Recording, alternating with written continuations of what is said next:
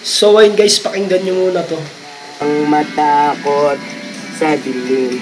Yung sabay nyo sa mga nakakasalam. Kahit na ano pang bagay ang pilit na ihadlang, sino man ay walang makakapigil sa pag-akbang ng mga paang nang nais na ang marating ang ligaya. Niyayo magtanan di nagatubili na sumama, hawak ang pangarap at pangako sa isa't isa na pagkalayo-layo na di na mamuhay ng may kaba. So what's up, Long Vlogs here. So usapang Gino Soto tayo, no. Para sa akin, bilib ako kay Gino Soto sa ginawa niya, no? Dahil wala pa nakakagawa ng ganun. Diba? Meron man, di natin alam kung sino. Pero bilib ako kay Gino Soto kasi ginawa niya yung alay niya kay Francis M, no? So, ilan lang ang gumawa nun, no? So, ayun. Ewan ko ba kung bakit ang daming natatawa sa kanya. Dahil siguro sa pag-rap niya ng, ng Lando, no?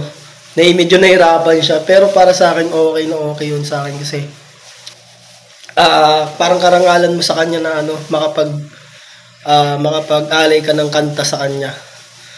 Now, which is ano lang si Francis M, kumbaga featuring lang dun sa rap na yun sa Lando, no.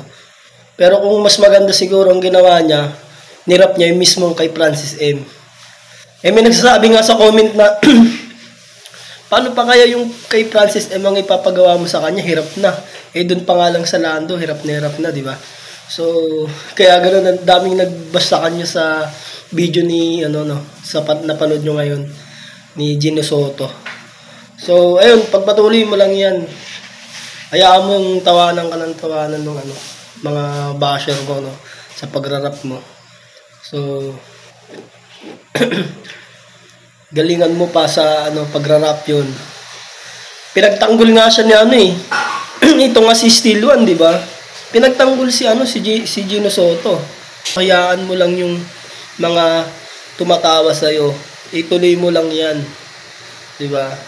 Inggit lang 'yan si Collie. Si Collie, 'di ba? Naka-mention pa dun si Collie. 'Yan. Inggit lang 'yan si Collie. Ayun yung sabi ni Still One, ni Ace Regasa ba yan? Still One, no? Yun yung ginawa ni Gino Soto. Ang dami natawa kasi. Pero dahil siguro kaya ang dami natawa sa kanya kasi sa ginagawa niya siguro na kinantahan si Francis M na ganun, parang hirap siya kumanta.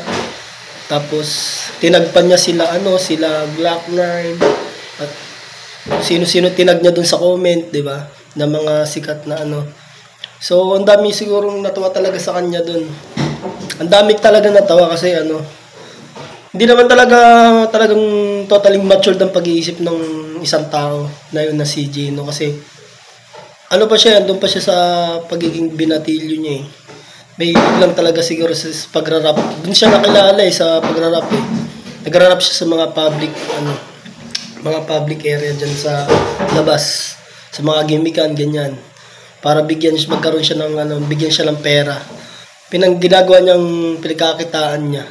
So ayun, pagpatuloy mo lang yan, Gino Soto. Hayaan mo silang tumawa ng tumawa.